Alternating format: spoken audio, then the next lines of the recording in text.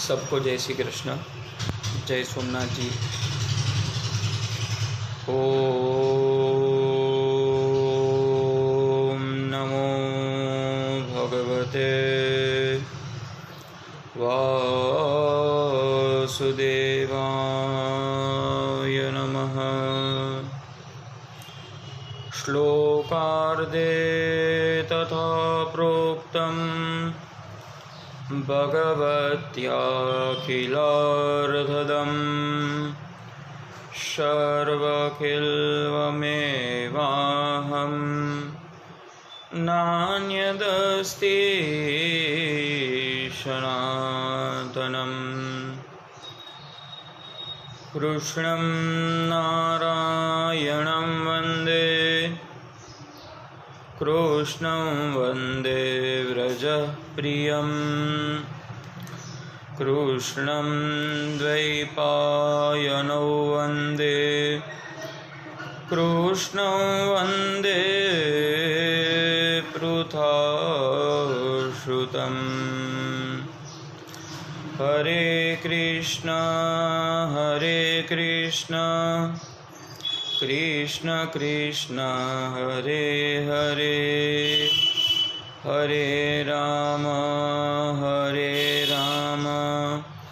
राम राम हरे हरे।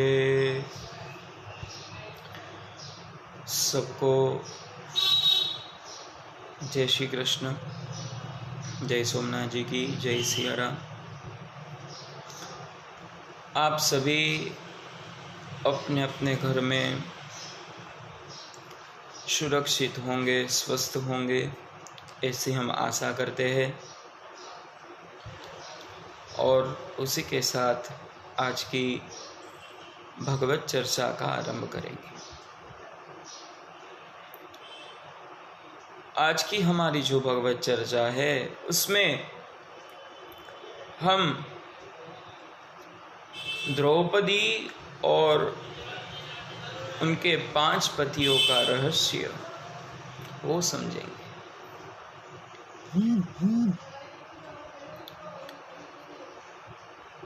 कोई सभ्य समाज है, उसमें अगर देखा जाए तो कोई पत्नी के अगर 5 पति है तो कोई समाज है उसको स्वीकार नहीं करेगा।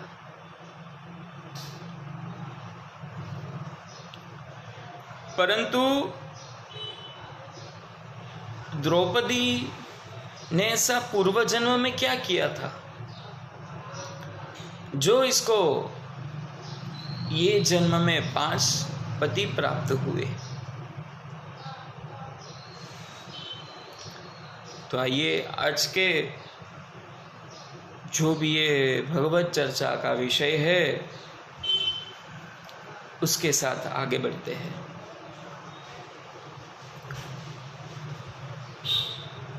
द्रौपदी पूर्व जन्म में मेघावी ऋषि की पुत्री थी। मेघावी ऋषि स्वयं इतने तपस्वी थे तो खुद ये सब जानते थे, पर उनकी पुत्री जो थी उनका विवाह नहीं हो रहा था तो वो थोड़े चिंतित थे। और वही चिंता में मेघावी ऋषि एक दिन मृत्युशैया को प्राप्त हुए। पुत्री सोचने लगी, अब मेरा क्या होगा? अरे मेरे पिता थे तो मेरे ऊपर छत्र छाया थी, अब वो छत्र छाया नहीं है तो मैं कहाँ जाऊंगी? अगर शादी हो गई होती तो मेरे पति मेरा ख्याल रखते, अब मेरा ख्याल कौन रखेगा? तब मेघावी ऋषि के आश्रम में दुर्वासा मुनि आए।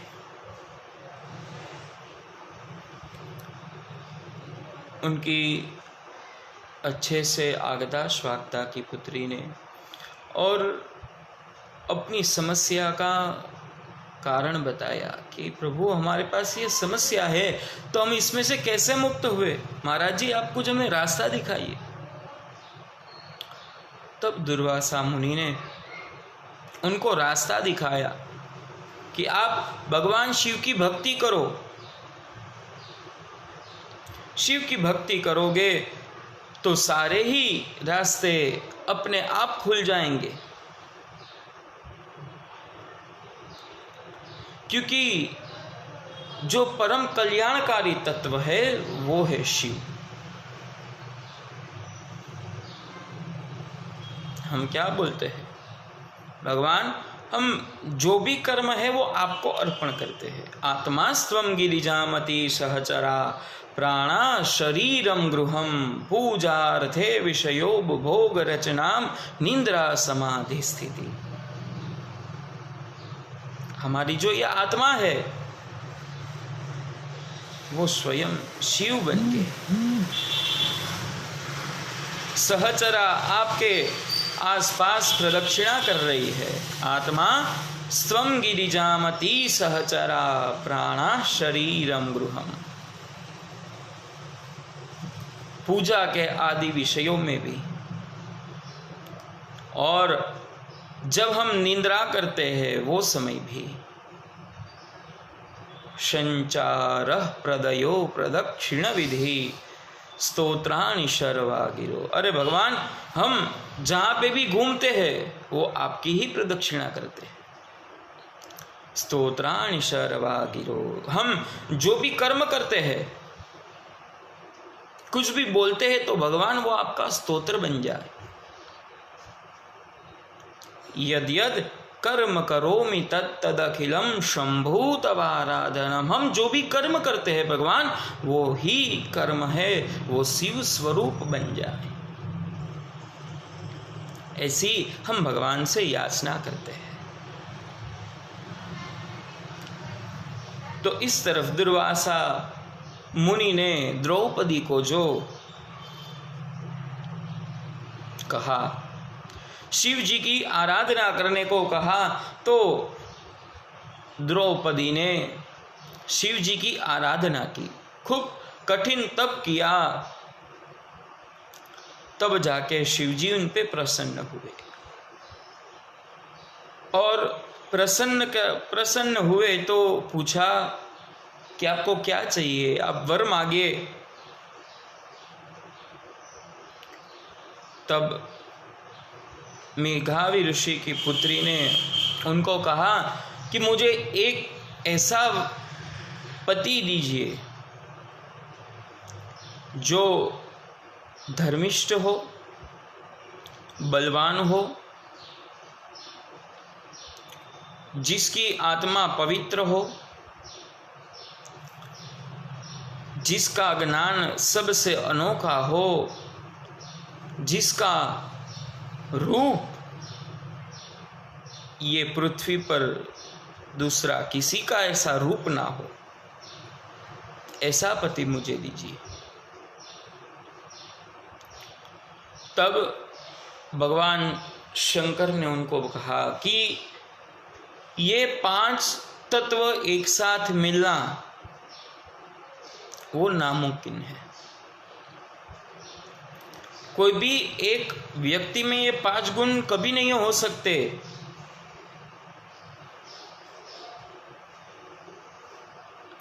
पर अगर अलग अलग व्यक्तियों में ये गुण चाहिए तो वो हो सकता है। पर साथ में उन्होंने ये शर्त रखी कि वो सारे ही एक कुल के होने चाहिए। भगवान ने उसको वरदान दिया, तथास्तु, आप जैसा ही वर चाहोगी वैसे ही वर आपको प्राप्त होंगे। तब इस वो जन्म में तो वो मुमकिन नहीं था, भगवान ने उनको बताया कि अगले जन्म में आपको ऐसे पति प्राप्त होंगे, तो ये जन्म यज्ञ में से उत्पन्न हुई वो मेघावी ऋषि की पुत्री ये जन्म में द्रौपदी हुई थी।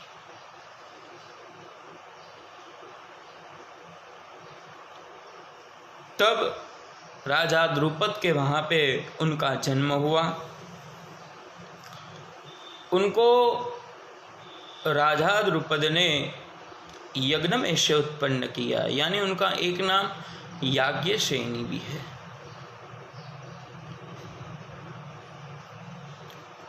और एक अर्थ से देखा जाए तो द्रौपदी का अर्थ है दया।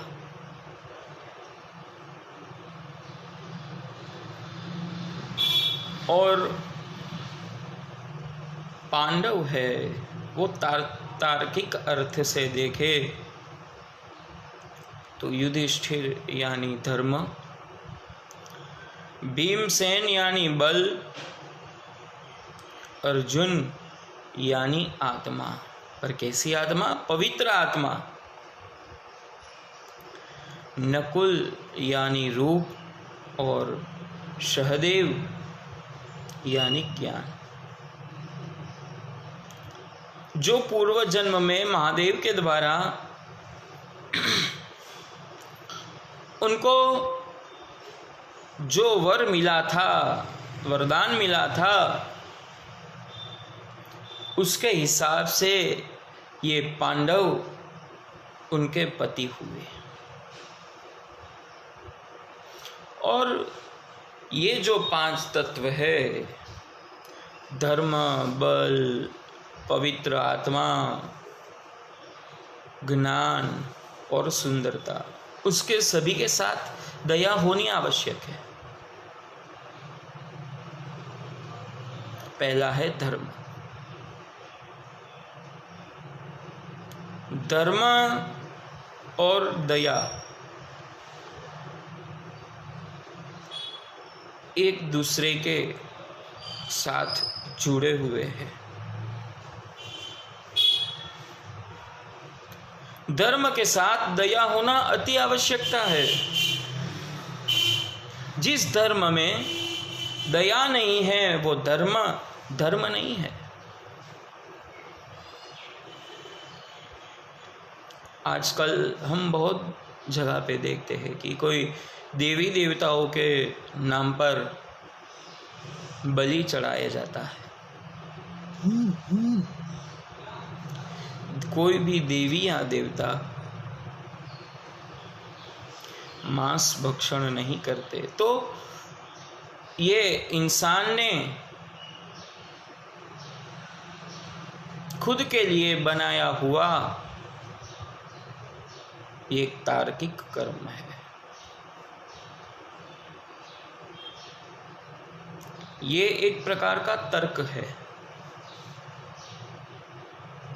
कि हम जिंदा बलि चढ़ाएंगे तो कोई भी देवी देवता है वो हम पे प्रसन्न होंगे, खुश होंगे।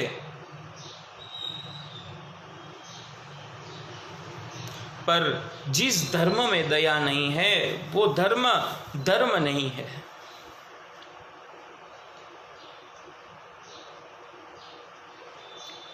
और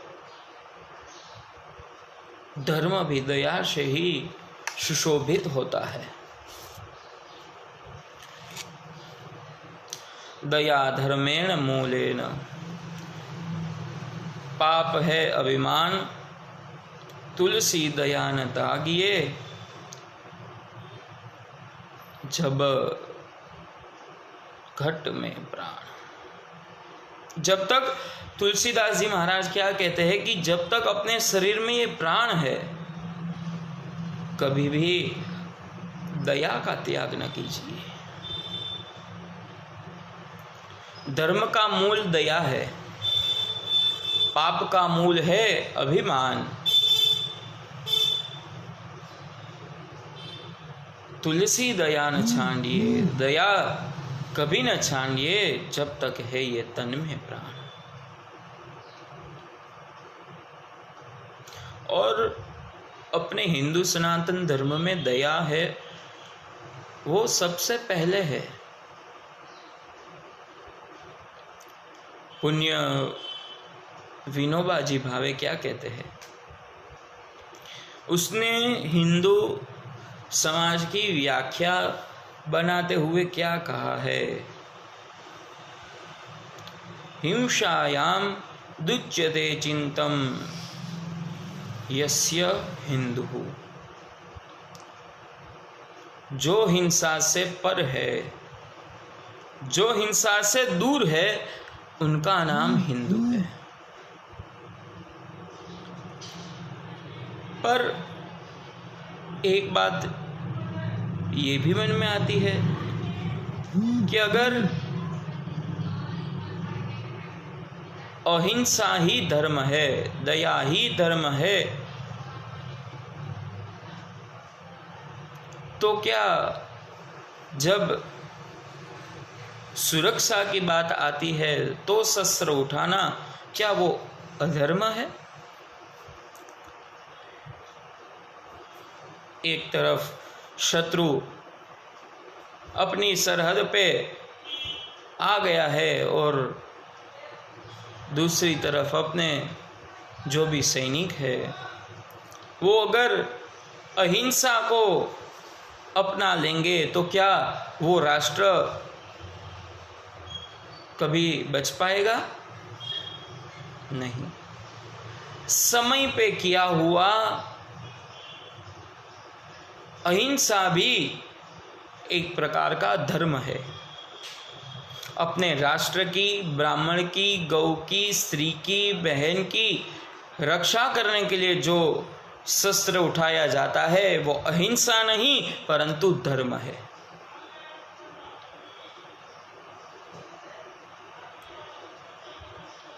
क्योंकि धर्म दया से ही सुशोभित है। पर कब? हमने जो बताया, राष्ट्र, गौ, स्त्री, परिवार, उनके ऊपर जब आपत्ति आती है और आप कोई हथियार उठाते हो, अहिंसा करते हो, तो वो अहिंसा नहीं परंतु धर्म है।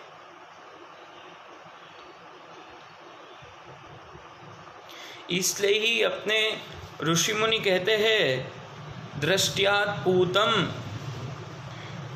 न्यो रक्त पादम।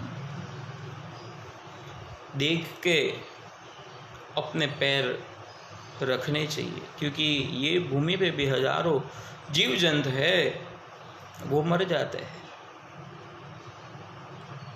दूसरा क्या कहा है, सत्यम पूतम वदेद वाक्यम। सत्य जैसी पवित्रता से हमें सारे वचन बोलने चाहिए। वस्त्रपूतम पिबेत जलम।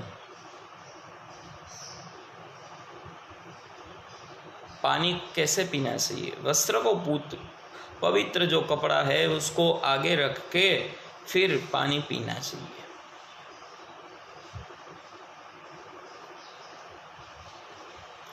अब दूसरा भाव यह है कि बल। पहला हुआ धर्म, दूसरा हुआ बल।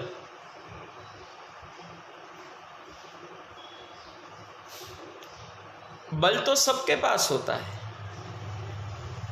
पर दया जिसके पास होती है वही बल को अच्छे से प्रयोग कर सकता है। जैसे बल राम और रावण दोनों के पास था।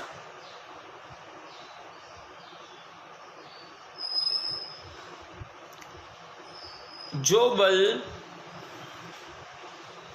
दया नहीं रखता है, जैसे रावण के पास बल तो था पर उसके पास दया नहीं थी, उसके लिए वो असुर कहलाए।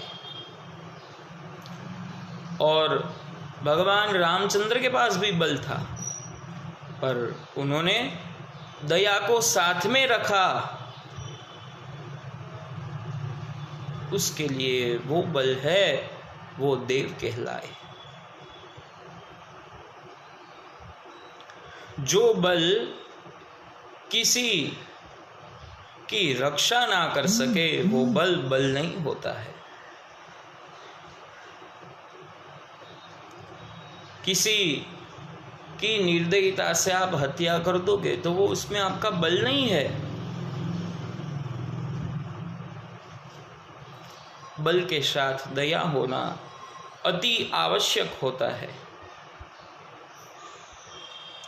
रावण और राम दोनों के पास शस्त्र है, शास्त्र है, परंतु एक ने संहार किया और एक ने रक्षण किया।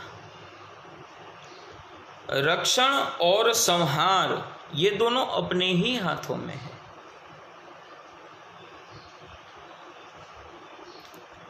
राजीव नयन धरे धनुषायक भगवती प्रियत भयन्न सुखदायक। भगवान रामचंद्र है वो रक्षण करने वाले हैं। उसी तरह जैसे बल दया के बिना अधूरी है, उसी तरह पे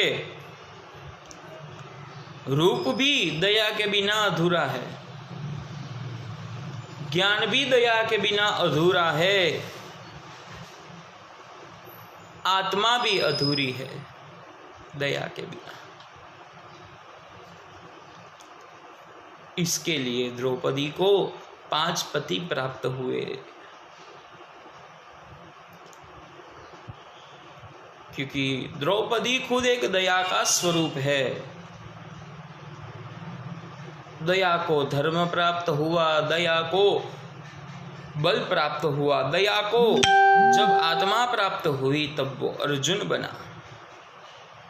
दया को जब सौंदर्य रूप प्राप्त हुआ तब वो नकुल बना, और दया को जब ज्ञान प्राप्त हुआ तब वो सहदेव बना।